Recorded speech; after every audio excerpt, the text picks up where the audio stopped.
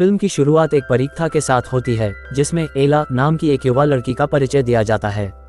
एला की माँ वास्तव में एक परी है। एला की माँ के साथ उनके 8 बेटे भी थे। एला की माँ और उसके 8 बेटे दोनों परियां थीं। यहाँ हमें सबसे बड़ी परी के बारे में भी बताया जाता है। और जब उसे पता चलता है कि परी की एक बेटी एला है, वह उसे एक जादुई उपहार देने आती है। लेकिन उस बड़ी परी का एक बुरा हाल था। वह हमेशा जादू करते हुए कुछ न कुछ करती रहती थी। और अब जब एला की माँ और उसके 8 बेटों को पता चला कि बड़ी परी आने वाली है, वे दोनों एला को बड़ी परी से छिपाते हैं। लेकिन फिर भी वे एला को उस बड़ी परी से नहीं बचा सके और घर आते ही एला को ले जाती है।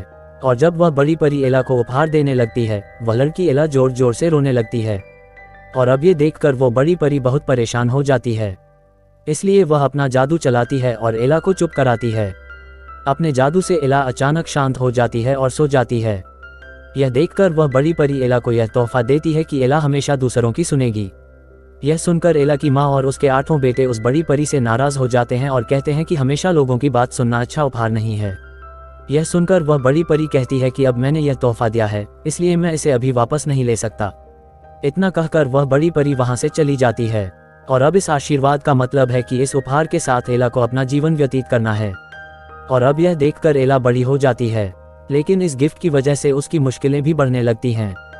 और ना चाहते हुए भी उसे वो सब करना पड़ता है जो दूसरों ने बताया है, चाहे वे अच्छे हों या बुरे। कुछ समय बाद हम देखते हैं कि एला की माँ की तबीयत काफ़ी बिगड़ गई है। एला की माँ बिस्तर पर लेटी हैं और अपनी आखिरी सांसें ले रही हैं। लेकिन मरने से पहले वह एला से कहती है कि मेरी बेटी, इस वरदान अर्थात इस भेंट के विषय में किसी को न बताना, नहीं तो लोग इसका गलत इस्तेमाल कर सकते हैं। और हाँ, कोई भी वरदान, उपहार या श्राप किसी व्यक्ति से बड़ा नहीं हो सकता, इसलिए इन बातों पर उतना भरोसा न करें जितना आप खुद पर करते हैं। और हमेशा अपने दिल की सुनें, क्योंकि वही सही निर्णय लेने में आपकी मदद कर सकता है और आपको सही रास्ता दिखा सकता है। और कोई भी श्राप आपके जीवन को तब तक नहीं बदल सकता जब तक आप उसे नहीं चाहते। यह कहकर एला की माँ उसे एक लॉकेट देती हैं और इसके बाद उसकी मौत हो जाती है। कुछ सालों के बाद एला बड़ी हो जाती है, लेकिन कुछ नियमों के कारण उसकी भूमि राजा के पास चली जाती है। इस वजह से एला के पिता को अपना घर बचाने के लिए एक बहुत अमीर महिला से शादी करनी पड़ी। शादी के बाद वह अपनी दोनों बेटियों के साथ उसके घर रहने आ गई। लेकिन जाहिर सी बात है कि एला की सौतेली माँ उन्हें पसंद नहीं करती थी। और एला की सौतेली बहनें भी एला को हर समय परेशान करती हैं।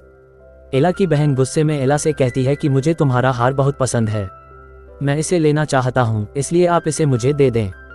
भले ही वह यह नहीं चाहती, उस उपहार के कारण एला उसकी बात सुनती है और उसे हार देता है। और उसकी सौतेली बहन भी कहती है कि हमें भी तुम्हारा कमरा बहुत अच्छा लगता है, हमें यह भी दो। और इस बार भी एला ऐसा ही करती है, उसे उसका कमरा देता है और वह खुद अपना सारा सामान लेकर घर के निचले हिस्से में आ जाती है। न चाहते हुए भी उस उपहार के कारण उसे सब कुछ सुनना पड़ता है। कुछ दिनों बाद एला के पिता किसी काम से जाते हैं। दृश्य बदल जाता है और इस राज्य के राजकुमार के पास जाता है, जो अपने चाचा के साथ कहीं जा रहा है। दरअसल राजकुमार के माता पिता यानी राजा और रानी की काफी समय पहले मौत हो गई थी और उसके बाद राजकुमार के चाचा पूरे राज्य की देखभाल कर रहे थे। लेकिन वह एक अच्छा राजा नहीं था, क्योंकि वह बहुत बेईमान था। वह लोगों की जमीन पर कब्जा कर लेता था और वह उन जमीनों के जरिए पैसे कमाता था। लेकिन राजकुमार को इस बारे में कुछ नहीं पता और बहुत जल्द राजकुमार राजा बनने वाला था। एक दिन एला अपनी सहेली के साथ बाजार आती है। राजकुमार भी यहाँ अपना भाषण देने आते हैं। राजकुमार इस शहर की सभी लड़कियों को पसंद करता था, वह उसकी दीवानी थी। और एला की सौतेली बहनें भी यहाँ राजकुमार को देखने आती हैं। लेकिन एला इन सभी लड़कियों की तरह बिल्कुल भी नहीं थी और अपनी जमीन के कारण वह राजकुमार पर बहुत गुस्सा करती है। तभी एला और उसकी सहेली राजकुमार के खिलाफ नारेबाजी कर रही हैं। और जब राजकुमार यह देखता है तो उसे बुरा नहीं लगता, लेकिन एला को देखते ही वह उसे पसंद करने लगता है। वह उसकी ओर आकर्षित होने लगता है कि इस भीड़ में आज वो पहली लड़की है जो दीवानों की तरह मेरे पीछे नहीं पड़ी, दूसरी लड़कियों की तरह, और वह साफ मन से बात कर रही हैं। लेकिन जब एला की सौतेली बहन यह देखती है तो उसे एला पर बहुत गुस्सा आता है और घर जाने को कहता है। और इसलिए एला को उसकी बात माननी पड़ती है, इसलिए वह घर जाने लगती है। भाषण खत्म होने के बाद राजकुमार भी घर जाने लगता है। लेकिन सभी लड़कियां जो उसकी दीवानी थीं, स्टेज तोड़कर राजकुमार की ओर जाने लगती हैं। लड़कियों को अपनी ओर आता देख राजकुमार वहां से जंगल की ओर भाग जाता है, जबकि सभी लड़कियां अभी भी उसका पीछा कर रही थीं। अब एला भी जंगल से गुजर रही है, लेकिन जाते समय राजकुमार गलती से एला से टकरा जाता है। लेकिन एला के शोर मचाने से पहले राजकुमार ने अपना हाथ उसके चेहरे पर रख दिया और वे दोनों एक जगह छिप जाते हैं, जिसके बाद लड़कियों का जत्था दूसरी तरफ चला जाता है। अब इस वजह से एला को काफी गुस्सा आता है और वह वहां से जाने लगती है, लेकिन राजकुमार नहीं जानता कि एला को इतना गुस्सा क्यों आता है। इसलिए राजकुमार एला से बार बार पूछने की कोशिश करता है, एला के साथ क्या बात है, बताओ तुम इतने गुस्से में क्यों हो। लेकिन एला उसके किसी भी सवाल का जवाब नहीं देती और उसे इग्नोर कर देती है। फिर यह देखकर प्रिंस एला को वहीं रुकने के लिए कहता है और अब उस तोहफे की वजह से एला वहीं रुक जाती है राजकुमार की बात सुनकर। लेकिन तभी हम देखते हैं कि सामने से एक गाड़ी आ रही है और वह अब एला की ओर बढ़ रहा था। अब उस तोहफे या उस लड़की की वजह से एला वहां से अपने कदम भी नहीं बढ़ा पा रही थी, लेकिन इससे पहले ही गाड़ी एला को टक्कर मार देती है और अब ये देखकर प्रिंस जल्दी से एला की तरफ आता है और वह एला को पकड़ लेता है और किनारे आ जाता है। इस तरह एला की जान बच जाती है। जैसे ही गाड़ी छूटती है वे दोनों उठ जाते हैं, लेकिन इससे पहले कि एला कुछ कहती, उसकी 2 सौतेली बहनें वहां आ जाती हैं। इधर एला की बड़ी बहन उसे अपनी छोटी बहन के साथ घर जाने को कहती है और उन्हें भेजकर खुद राजकुमार से बात करने की कोशिश करती है, लेकिन राजकुमार को उससे बात करने में कोई दिलचस्पी नहीं थी, इसलिए वह उसकी बात को अनसुना कर वहां से भाग जाता है। अब इधर एला की बड़ी बहन को भी कुछ अजीब सा लगता है। हालांकि एला मेरी सौतेली बहन है, लेकिन फिर भी वह मेरी हर बात क्यों मान रही है। अब इसी बात का फायदा उठाते हुए एला की बहन उसे एक दिन एक दुकान से जूते चुराने को कहती है। अब हालांकि एला पहले तो काफी मना करती हैं, लेकिन जैसे ही उसकी बहन कहती है कि एला जूते चुरा लो, तब एला उसकी बात सुनती है और वह उन जूतों को चुरा कर अपने पास रख लेती है। अब ऐसा करके दोनों बहनें एला की खूब चोरी करवाती हैं, लेकिन एक सैनिक एला को चोरी करते देख लेता है, इसलिए वह एला को पकड़ने जाता है। फिर वहां से अपनी जान बचाने के लिए एला काफी बातें करती है, लेकिन एला ज्यादा दिन तक बच नहीं सकी और पुलिस उसे पकड़ लेती है। पुलिस उसे हथकड़ी लगाकर जेल ले जाती है और अब एला की सौतेली बहन यह जानती थी, इस वजह से एला उसकी हर बात मान जाती है। एला की सौतेली माँ बाद में उसे जेल से बाहर लाती है और जब एला घर पर होती है तो उसे खूब डांटती है, लेकिन सच बोलने की बजाय एला की सौतेली बहन जानबूझकर उसके कान में कहती है, वह एला, तुम्हारी सहेली ने तुमसे कहा था कि ये जूते चुरा लो, वही तुम्हारा सबसे अच्छा दोस्त है। अब हालांकि एला ऐसा नहीं कहना चाहती थी, लेकिन फिर भी वह अपनी सहेली का नाम लेती हैं, क्योंकि उसे हमेशा दूसरों की सुननी होती थी। और फिर जब एला की बेस्ट फ्रेंड उससे मिलने उसके घर आती है, तब एला की माँ एला को उसकी दोस्ती तोड़ने के लिए मजबूर करती है और अब एला न चाहते हुए भी अपनी सहेली का दिल तोड़ देती है और कहते हैं कि अब हमारी दोस्ती नहीं रह सकती, आप यहाँ से जा सकते हैं। अपने सबसे अच्छे दोस्त को खोने की वजह से एला बहुत दुखी हो जाती है, लेकिन तभी एला की मौसी वहां आ जाती हैं और वह एला से कहती है कि बेटा मेरी बात सुनो, आपको किसी तरह उस बड़ी परी को ढूंढना है ताकि वह उस कर्ज को उतार सके जो आपको उपहार के रूप में मिला है। यह सुनकर एला उदास हो जाती है और उससे कहती है, इस सारे संसार में वह बड़ी परी कहाँ है, मुझे यह भी नहीं पता और मैं उसे कैसे ढूंढूंगा। यह सुनकर एला की मौसी उसे एक किताब लाकर दिखाती हैं।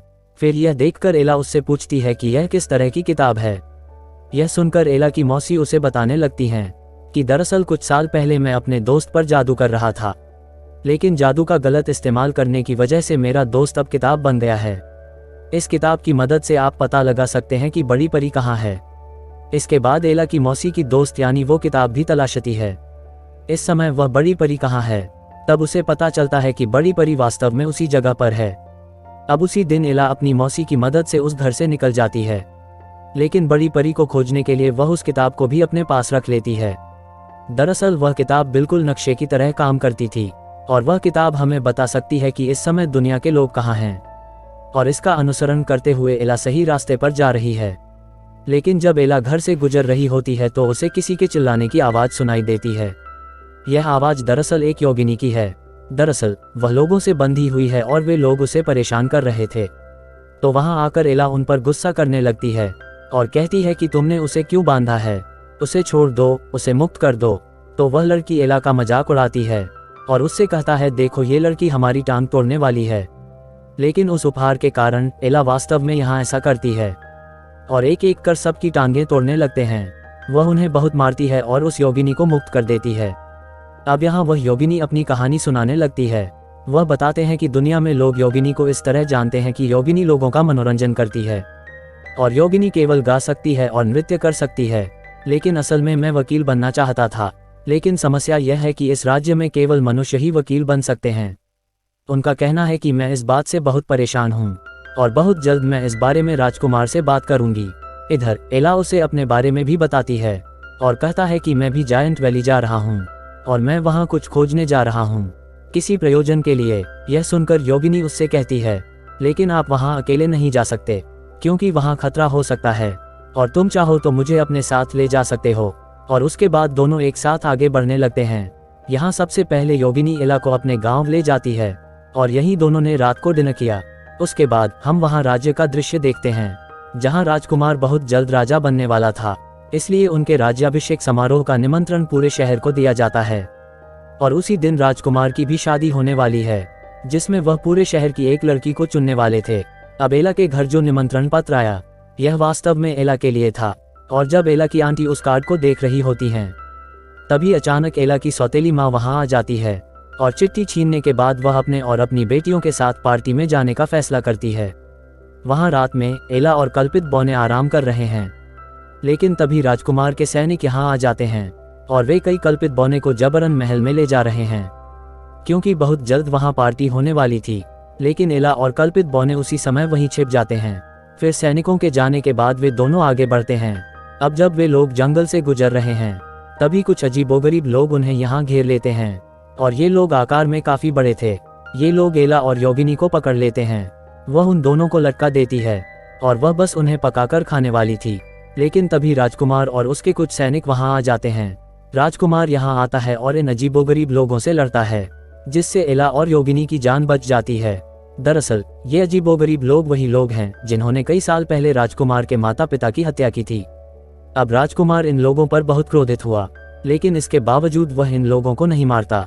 वास्तव में वह उन्हें सुधारने का आखिरी मौका देता है और वहां से जाने के लिए कहता है। अब यह देखकर एला काफी हैरान है। इसके बाद राजकुमार एला से पूछता है कि तुम यहाँ क्या कर रही हो, आप कहीं जा रहे हैं और अगर जा रहे हैं तो कहाँ। तब एला उसे बताती है कि वास्तव में मैं अपनी परी गौडमदर को खोजने जा रही हूँ जो एक घाटी में है और उस घाटी का नाम जेते घाटी है। यह सुनकर राजकुमार एला से कहता है कि मैं भी तुम्हारे साथ जायते घाटी में तुम्हारी सहायता के लिए जाना चाहता हूँ। अब हालांकि एला राजकुमार को अपने साथ नहीं ले जाना चाहती, लेकिन योगिनी के कहने पर एला को राजकुमार की बात माननी पड़ती है। जहां राजकुमार अपने सैनिकों के साथ उन्हें जायते घाटी में छोड़ने जाता है जहां ये सभी लोग एक साथ सफर करते हैं। अब रास्ते में मौका देखकर योगिनी राजकुमार से कहती है, राजकुमार मैं तुमसे कुछ कहना चाहता हूँ। दरअसल मैं वकील बनना चाहता हूँ, अन्य कल्पित बौने की तरह नहीं, एक मनोरंजन करता, लेकिन कुछ भूमिका के कारण ही मनुष्य ही वकील बन सकता है। फिर इस बात से अनजान राजकुमार योगिनी को बताता है, मैं इसके बारे में कुछ नहीं कर सकता क्योंकि ये सब मामला मेरे अंकल देखते हैं और जब मैं राजा बनूंगा तो देखूंगा कि क्या करना है। अब राजकुमार का यह जवाब सुनकर एला उसे समझाती है कि तुम कोई साधारण व्यक्ति नहीं हो, आप राजकुमार हैं, आप भी बदलाव ला सकते हैं और अब से आपको लोगों की समस्याओं को सुनना चाहिए, उनका समाधान करना चाहिए। और अब राजकुमार को यह बहुत पसंद है। कुछ देर बाद तीनों अपनी यात्रा पूरी करके अपने गंतव्य स्थान पर पहुंच जाते हैं, यानी जायते घाटी में। हम यहाँ जेट्स देखते हैं जो आकार में काफी बड़े थे, लेकिन इतना होते हुए भी राजा के सैनिक उन जायतों को मारकर उनसे काम करवा रहे थे। अब यहाँ पहुँचने के बाद एला को पता चला कि बड़ी परी यहाँ नहीं है। अब क्योंकि एला को बड़ी परी यहाँ नहीं मिली तो वह यहाँ से जाने लगती है, लेकिन इस बार यहाँ जेते घाटी में एक समारोह चल रहा था, इसलिए आज रात राजकुमार को यहीं रुकना पड़ा। इसलिए यहाँ राजकुमार एला से बहुत अनुरोध करता है, प्लीज बस एक दिन की बात है, चलो आज यहीं रुकते हैं, कल चले जाएंगे। अब राजकुमार के ऐसा कहने के कारण एला को न चाहते हुए भी यहीं रहना पड़ रहा है। यहाँ जेट्स के राजा और राजकुमार आपस में बात कर रहे हैं और यहाँ जो भी समस्याएं आती हैं उनका समाधान करते हैं। यह देखकर एला फिर से राजकुमार पर विश्वास करने लगती है। यहाँ वे इस फंक्शन को खूब एंजॉय कर रहे हैं और अब यहाँ एला को भी राजकुमार पसंद आ गया, इसलिए ये दोनों यहाँ डांस कर रहे हैं। एला यहाँ राजकुमार से कहती है कि मैं अपनी गौडमदर यानी बड़ी परी को लंबे समय से ढूंढ रही हूँ और उसकी तलाश करते करते मैं यहाँ आ गया। यह सुनकर राजकुमार उससे कहता है कि मैं तुम्हारी मदद कर सकता हूँ। दरअसल मेरे राज्य के सभी लोगों के पास रिकॉर्ड हैं और वहाँ से हमें बड़ी परी के घर का पता मिल सकता है। और अब यह सुनकर एला बहुत खुश है और फिर अगली सुबह ये लोग अपने राज्य लौटने के लिए निकल जाते हैं। यहाँ आकर राजकुमार एला को अपने महल ले आता है इधर इस वक्त एला की सौतेली माँ और उसकी सौतेली बहनें भी महल में हैं। इधर राजकुमार एला को उस कमरे में लाता है जहाँ सभी लोगों के रिकॉर्ड थे। यहाँ आने के बाद एला बड़ी परी के बारे में पता लगाने की कोशिश करने लगती है। इसलिए कोशिश करने से पहले राजकुमार अपने चाचा से मिलने आता है और उससे कहता है कि मैं एला को बहुत पसंद करता हूँ और मैं उससे शादी करूँगा। लेकिन राजकुमार के चाचा यह सुनकर बहुत खुश नहीं हुए, क्योंकि वह स्वयं इस राज्य का राजा बनना चाहता था, यानी वो हमेशा अपने कंट्रोल में रखना चाहता था, और यही कारण था कि वह राजकुमार के विवाह से खुश नहीं थे। इसलिए वह एला को अपने रास्ते से हटाने के लिए अपनी दोनों सौतेली बहनों को मिलने के लिए बुलाता है। इधर राजकुमार के चाचा एला की बड़ी बहन के साथ एक सौदा करते हैं कि मैं तुम्हारा विवाह राजकुमार से करवा दूंगा, लेकिन उससे पहले तुम दोनों को एला को मेरे रास्ते से हटाना होगा।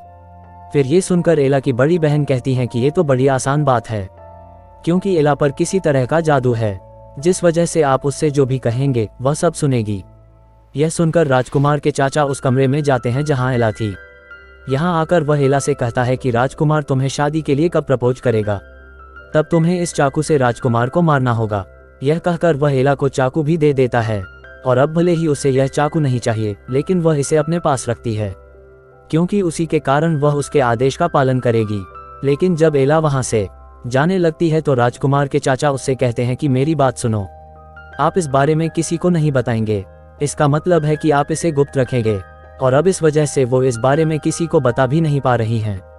अब क्योंकि वह राजकुमार को अपने हाथों से नहीं मारना चाहती थी, इसलिए वह महल से बहुत दूर चली जाती है, और वह खुद को एल्फ कहती है और खुद को शहर के बाहर एक पेड़ से बांध लेती है।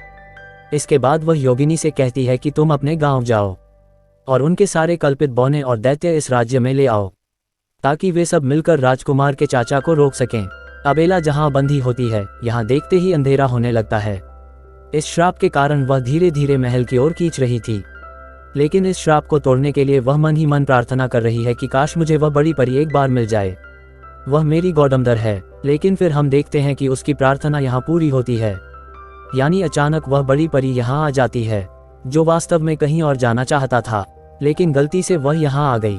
बड़ी परी को यहाँ देखकर एला बहुत खुश होती है और उससे कहता है कि तुम वास्तव में मेरी परी गौडमदर हो, परंतु गलती से आपने मुझे उपहार समझकर श्राप दे दिया।